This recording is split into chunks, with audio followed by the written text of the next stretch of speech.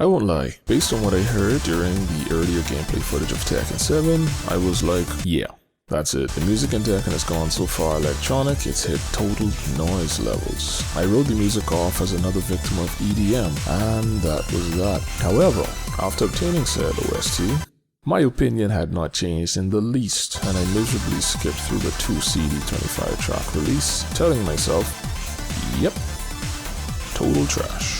However, I realized my bias towards the hard EDM / dubstep / industrial genre. I'm not the biggest fan of the dubstep thing. Combined with my love of the sound of the older Tekken soundtracks was, well, disrupting the experience for me. TLDR, I had to stop being Mr. Back in my day and enjoy what was being presented to me musically. And you know what? I'm glad I did, as I'm enjoying this OST far more than I thought I would as a result.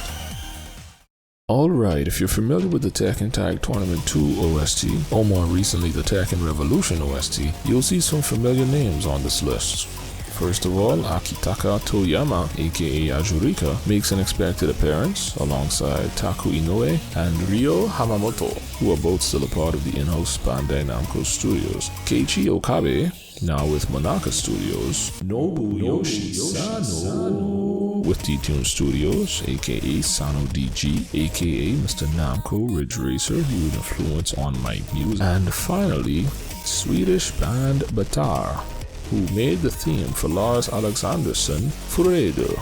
Yeah, verkligen inte se att komma. Long story short, the track is a collaborative effort between Mr. Harada and the band, and kudos to them for being the first band featured on a Tekken game. As for the actual track, we'll get to that. Also, for more information on the band's involvement, there's an interview link in the description below. So with that out of the way, let's get to the main event.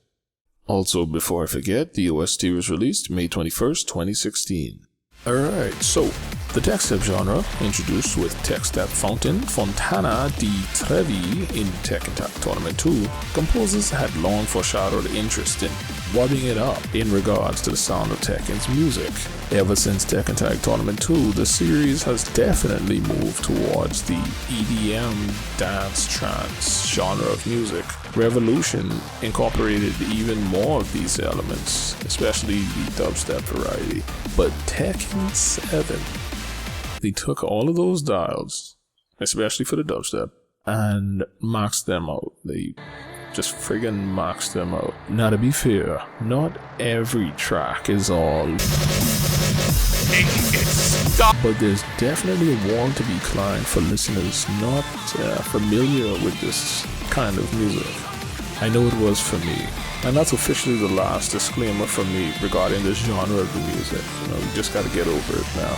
Here are some of the tracks that stood out for me. Okay, so disclaimer.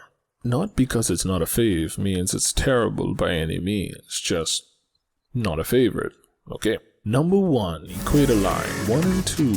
Tekken 7 has the final round music this time around, complete with the stage transitions and such. And both of these really caught my ear. Upbeat and not overly abrasive, this definitely sounds like something you would have heard in Tekken Tag Tournament 2. Alright.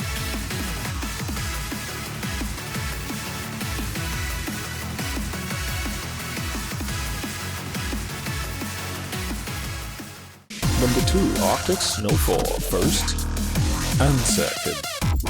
Tell me, when you hear the words Arctic, what usually comes to mind musically?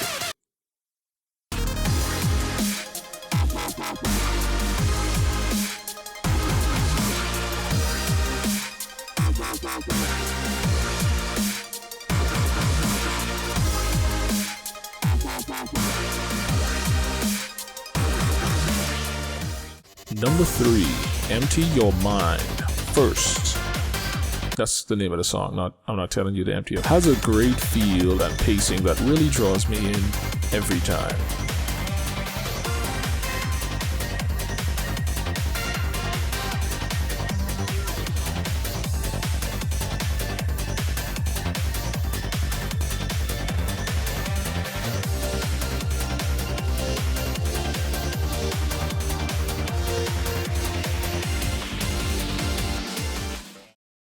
Number 4. Devil Kazumi's theme. You'd think having a tiger thrown at you by Kazumi would make her epic enough. But then final round music kicks in, and suddenly it feels like I'm fighting the last boss in an Ace Combat game. This is probably the most fleshed out track in the game, and quite a departure from the rest of the OST, which makes it all the more impressive as it combines electronic, acoustic, and choral elements seamlessly. Ryu Hamamoto really shines with this one.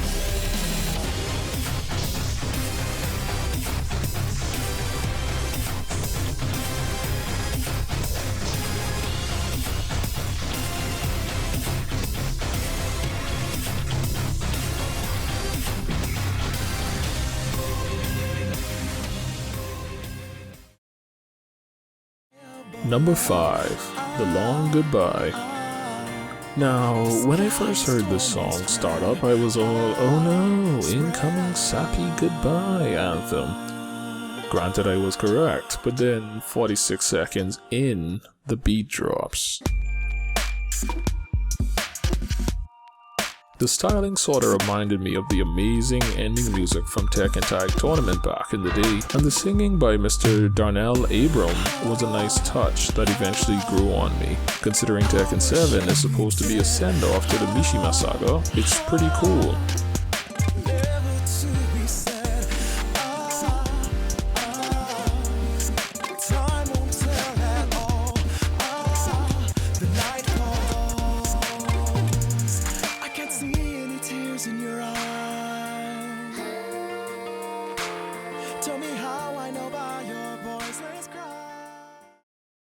My not-so-favorites. In the spirit of being positive, I do try to avoid segments like this. But hey, casual or not, a review is a review, and this time around, there's only one song that truly irks me whenever it pops up. Okay, well, to be fair, I also skip over the A Grain of Sand duo on the soundtrack, as they're both a bit meh. But the main song I speak of is, you guessed it, Vrede, the theme for Lars. Perhaps it's my ignorance of Swedish rock music, but the song feels all over the place, and compared to the other tracks on this OST, feels out of place. That's just my personal opinion on this track, however.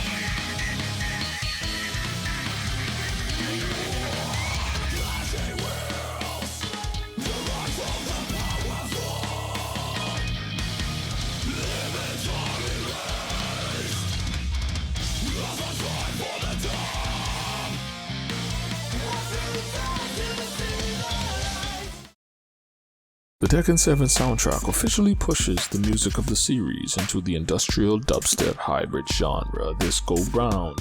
And while this definitely is to the dismay of some, there are definitely tracks here to enjoy. Obviously, you're not gonna go into this expecting complex melodies, phrasing, etc. But what you will get is an upbeat, hyped OST with excellent production values, something I should have mentioned earlier. Yes, opportunities for nostalgic remixes were missed. Yes, some of the tracks may sound as though a car alarm and a siren were put into the sound blender and presented as a song.